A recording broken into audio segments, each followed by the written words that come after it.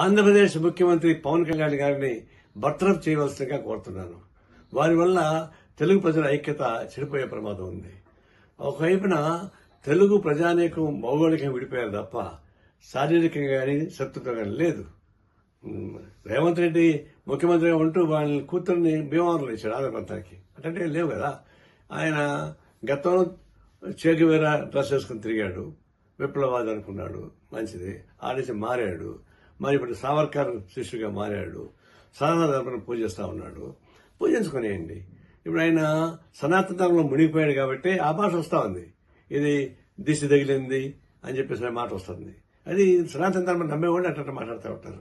ఇప్పుడు ఆయన స్వేచ్ఛగా తిరగమని చెప్పండి, సనాతన ధర్మాన్ని పూజాల్సిన తిరగమని చెప్పండి, గుళ్ళు తిరగమని చెప్పండి, హాయిగా ఉంటుంది, హాయిగా మంచిది.